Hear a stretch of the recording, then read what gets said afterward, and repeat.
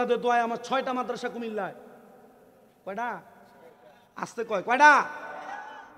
সুন্নি মাদ্রাসার অভাব বিদায় সুন্নি বহু মাজার ভাঙ্গে গেছে 5 আগস্টের পরে।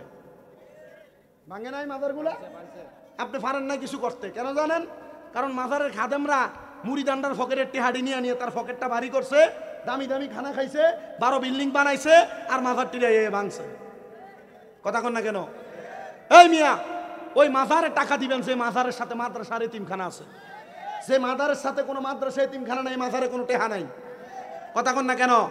মাজারের খাদেমরা যদি এই টেহা খাইয়া যদি গলা মোড়া না করতো, পকেট বাড়ি না করতো, একটা মাজারের লগে যদি বড় একটা মাদ্রাসা করতো, মাদ্রাসায় যদি 200 ফোলা ভাঙ থাকতো, লাড়ি লয়ে যদি যে ফকিন্নির ফোলারা মাজার ভাঙতে গেছে এদের দৌড়ানি দিতে তাদের কোনো খবর থাকতো না। কথা বলেন না ঠিক না বেঠিক?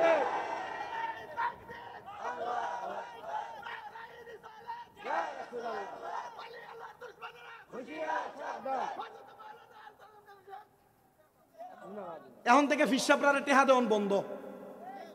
কথা কি বুঝছেন? ফিসাবরারে টেহা দেওয়ান চিন্তা করতেছে, হুজুর ফিসাবরা লয় কালেকশনটা তো আমরা সুইটটা দেবো গা। হ্যাঁ সুইটটা দেবো গা। বহুত ফিসাব আছে মুরিদ যেটা হাতে আদিয়া লয়ে মুসাফা করে, এটা বালা মুরিদ। যে মুরিদ দরবারে গরু লয়ে যায় এটাই বালা মুরিদ। কথা কয় না কেন? ঠিক না বেঠিক?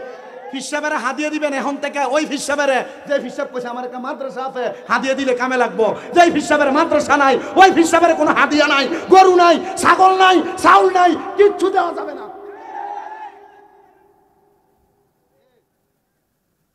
কথা কি বুঝতেছেন আপনারা? আমাদের সুন্নিদের টোড়া চিপা ধরতেছে, কারণ আমাদের দোষ। আপনার নাম দিচ্ছেন উরুস মোবারক, ওইটাতে বেড়ি দিয়ে গান। কই পাইছো তুই শয়তানি? সুন্নিয়তকে কলঙ্ক করার জন্য তোরে কে দায়িত্ব দিয়েছে? আহলে সুন্নাত ওয়াল জামাতের গর্দান ভেঙে দিচ্ছে, মাজা ভেঙে দিচ্ছে। নাম দিলেন উরুস মোবারক, লাগাইলেন বেড়ি দিয়ে গান। কথা কন না কেন আপনি? আপনার গায়ে লাগতেছে? অনেকে চিন্তা করে হুজুর আমরা ফিসাব তো এইটাই করে। এ ফিসাব তালাক দেবে না। যেই ফির উরুসের নাম দিয়ে বেড়ি দিয়ে গান করে, এটা ফিসাব না, এটা ফেসাব। হক্কানি পীর কখনো উরুসের নাম দিয়ে বেড়ি দিয়ে গান করবে না। আপনাদের কষ্ট হইতেছে? অনেকের কষ্ট হইতেছে। কালকে সকালে সাধুয়ানে বয়ে কইব ও আর সপ্তাহই ঠিক আসলো, শুধু বেতাইল্লা কয়টা কথা কয়ে গেছে। ইটা মনে হয় সুন্নি না, এটা মনে হয় হলদি, মনে হয় হলদি। আমি হলদি না বেটা, আমার রক্তের গিরায় গিরায়, রক্তের শিরায় শিরায় আমার সুন্নি। আমার বাপ তো ভান্ডারির মুরিদ, তো ভান্ডারির থেকে সুন্নি তুমি আর কারে দেখাইতেছো? এটা তো গরম সুন্নি বেটা।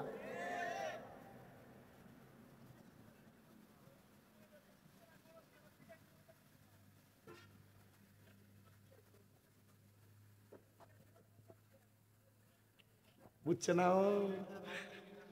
হ্যাঁ বদলাম কইবেন, বেরিয়ে দিয়ে কি এর গান। ঠিক আছে, মারহাবা কন, আল্লাহ কবুল করুক, কোন আমিন। তাহলে মা বাপ মারা যাওয়ার পর দোয়া করা সন্তানের কি?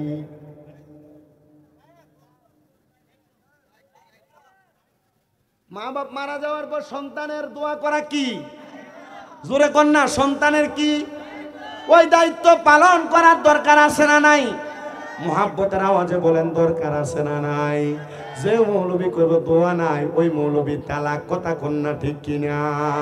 আমার মুসলমান ইমানদার নবীর উম্মতের দল একটু মনোযোগ দেন। সাহাবী প্রশ্ন করি, ইয়া রাসূলুল্লাহ, ইয়া হাবিবাল্লাহ, নবী গো আপনার কাছে জানতে চাই আমাদের মা বাপ মারা যাওয়ার পর আর কি কি দায়িত্ব আছে আপনি বলেন না। আমার নবী কয় 2 নাম্বার, ওয়াল ইস্তিগফারু লাহুমা, আম্মা আব্বার জন্য ক্ষমা প্রার্থনা করবা। 7 দিন না রে বেদাত কয়, 40 দিন রে বেদাত কয়। 7 দিন না 40 আর খানা খাওয়া রে, এটারে পায়খানার সাথে তুলনা করে। এ মুসলমান শুনো, আমার যদি রান্দা তারার মাদ্রাসায় দেলায় কয় এটা বড় ভালা, এই টাকাটা তোমরা আমার মাদ্রাসা দিলে বড় বেদাত না, এটা ভালা না রে মুসলমান না। 7 দিনের সময় খানা করা বেদাত না, 7 দিনের সময় গরিবরে খাওয়াইলে বেদাত না, 7 দিনের সময় এলাকার মিসকিনরে খাওয়াইলে বেদাত না। আল্লাহর নবী কয় খানা খাওয়ানো এটা ইসলামের সবচাইতে উত্তম কাজ। এটা করার কারণে আল্লাহ তাআলা তোমাদের মা বাবার কবরে সুন্দর জান্নাতি খাবারের ব্যবস্থা করে দিবে। এদের 4 দিনের সময় কোরআন খতম করান 10 জন 15 জন আলেমাই না। হুজুর আমার পরিবারে কোনো আলেম নাই, মাদ্রাসার 10-15 জন আলেম আইনা কোরআন খতম পড়ার কারণে আল্লাহ তাআলা এই কোরআন খতমের উসিলা আপনার মা বাপকে মাফ করবে। কারা তারা যারা কোরআন খতম বন্ধ করতে চায়, কারা তারা যারা কুল খতমলে বন্ধ করতে চায়, 60 দিন না 40 বেদাত বইলা বইলা এলাকার মধ্য থেকে দোয়া মিলাদ গুলা তুইলা দিতে চায়, এরা আসলে ভালো মানুষ না, এরা ভালো মানুষ না, এরা গোমরাহ, এরা গোমরাহ। 3 নাম্বার আল্লাহর নবী বলেন ওয়াইন ফাদু আহাদিহিমা, আম্মা আব্বার ইন্তেকালের পরে সন্তানের দায়িত্ব আম্মা আব্বার কোনো ঋণ থাকলে পরিশোধ করা। এলাকার অনেক সন্তানেরা তাদের মা বাপ তাদেরকে জায়গা জমি দিয়া যায়, কিন্তু বাবা মায়ের কোনো ঋণ থাকলে সন্তান পরিশোধ করতে চায় না। না রে সন্তান না, মা বাবার জায়গা জমি ভাগ করার আগে তোমার উপর যে দায়িত্ব তুমি সেই দায়িত্বটা পালন করবা। আম্মা আব্বা যে দায়িত্ব তোমার দিয়েছে ওই দায়িত্ব হলো সন্তান ওয়াইন ফাদু আহাদিহিমা, আম্মা আব্বার ওয়াদাগুলা পূরণ করবা। ওয়াদাগুলা কেমনে পূরণ করবা? মা বাপ যদি কোনো কিছু নিয়ত করে থাকে মা বাবার নিয়ত পূরণ করবা, মা বাবার পক্ষ থেকে দান সদকাগুলো আদায় করে দিবা, মা বাবার কোনো ঋণ থাকলে ঋণগুলো পূরণ করে দিবা। আল্লাহর নবী বলে 4 নাম্বার ওয়াসিলাতির রাহমিল্লাতি লা তুসালু ইল্লা বিহিমা। অনেক সন্তান আছে যাদের বাবা মরে গেছে, চাচার সাথে ফুফুর সাথে সম্পর্ক নাই, তাদের মা মরে গেছে, মামার সাথে ফুফু মামির সাথে মামা এবং খালাদের সাথে সম্পর্ক নাই, নানির বাড়ির সাথে কোনো সম্পর্ক নাই। আল্লাহর নবী বলেন না না, কোন সন্তানের বাবা মারা যাওয়ার পরে মা মারা যাওয়ার পরে সন্তান যেন বাবার আত্মীয় স্বজন যারা, মায়ের আত্মীয় স্বজন যারা তাদের সঙ্গে সম্পর্ক বজায় রাখে। এটার কারণে আল্লাহ তার মা বাবারে মাফ করে দিবে, কোন সুবহানাল্লাহ। আর 5 নাম্বার কোন সন্তানের মা বাবা মারা যাওয়ার পরে ওই সন্তান যেন ইকরামু সাদিকিহিমা, তার বাবার বয়সী মায়ের বয়সী আত্মীয় স্বজনদেরকে সম্মান করে। বাবা মারা গেছে, বাবা যেই মুরব্বিটার সাথে চলতো, বাবার বয়সী দাড়ি পাকে একটা মুরব্বী রাস্তা দিয়ে যায়, সন্তান ওই বাবার বয়সী মুরব্বিটারে সম্মান করবা, ইজ্জত করবা, তাজিম করবা। বাবার বয়সী মুরব্বীদের সঙ্গে বেয়াদবি করবা না। যদি ইজ্জত করতে পারো আল্লাহ তোমার আব্বার কবরে জান্নাত দিয়ে দিবে। মা মারা গেছে, মারে যে কাপড় পরাইতা, মারে তুমি সেই কাপড়টা মায়ের বয়সী কোনো মুরব্বীদেরকে পরাইবা। এটার কারণে আল্লাহ তাআলা তোমাদেরকে অসংখ্য নিয়ামত প্রদান করবে। এই জন্য আমি আপনাদের সবার কাছে বলি গো বাবা, আপনারা আপনাদের দুনিয়াতে এমন কোনো ভালো কাজ করবেন যেটার কারণে আপনার বংশের মানুষ যারা কবরে, তারা কবরে যেন শান্তি পায়, প্রশান্তি পায়। এমন কোনো কাজ করবেন না যেই কাজের কারণে আপনার আব্বা আম্মা কবরে কষ্ট পায়। কেমন কষ্ট পায় আমি আপনাদেরকে ছোট্ট একটা ওয়াকিয়া কারগুজারি শোনাই।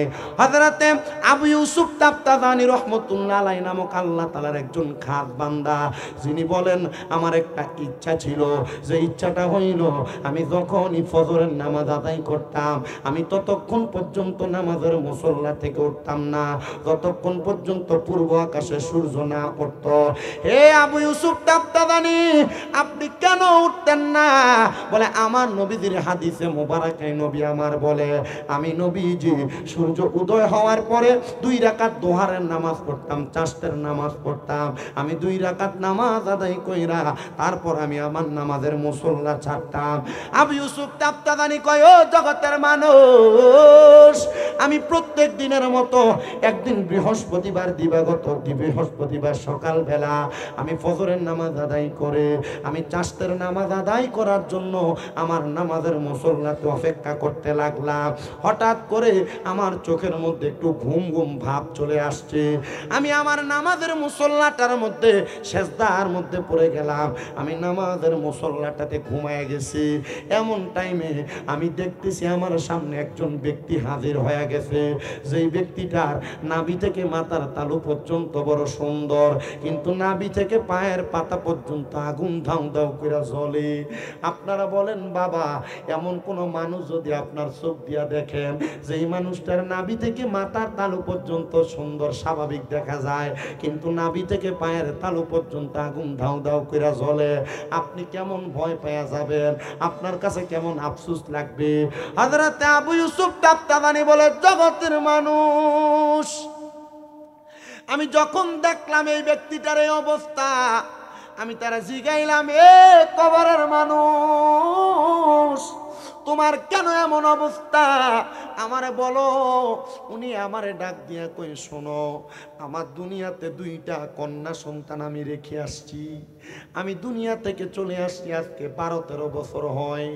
আমার একটা সন্তান আমি কোরআনে হাফেজা বানিয়ে কবরে আসছি। আমি যখন ইন্তেকাল করি, আমার স্ত্রীর গর্ভের মধ্যে একটা কন্যা সন্তান ছিল, যে কন্যা সন্তানটার গর্ভের বয়স ছিল 6 থেকে 7 মাস। আমি ওই কন্যা সন্তানটারে রাইখে আসছি। আমার স্ত্রীকে বলছিলাম, ও আমার স্ত্রী, তুমি আমার এই কন্যা সন্তানটাকে একজন আলেমা বানাইও, একজন ভালো কন্যা বানাইও। আমার স্ত্রী হয়তোবা এই মাইয়াটারে ভালো মাইয়া বানাইতে পারে নাই। ও আলেম সাহেব, দেখছেন নি আমার নাভি থেকে পা পর্যন্ত যে জ্বলতেছে, ওই মাইয়াটা বেপরদা চলার কারণে আল্লাহ তাআলা আমার কবরে আযাব দিতেছে, আমার অর্ধেক শরীর আগুন দিয়া জ্বালাইতেছে। এ বাবা, আপনি আপনার সন্তানকে এমন একটা সন্তান বানিয়ে যাবেন যে সন্তানের কারণে আপনি কবরে আরামে থাকবেন।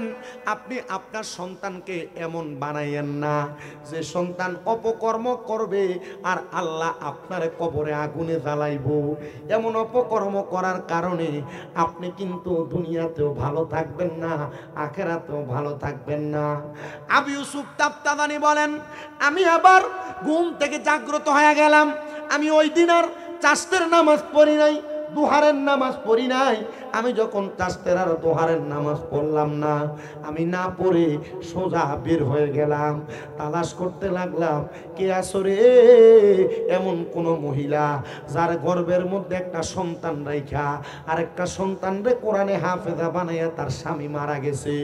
এলাকাতে এমন কোন মহিলার খবর নাই।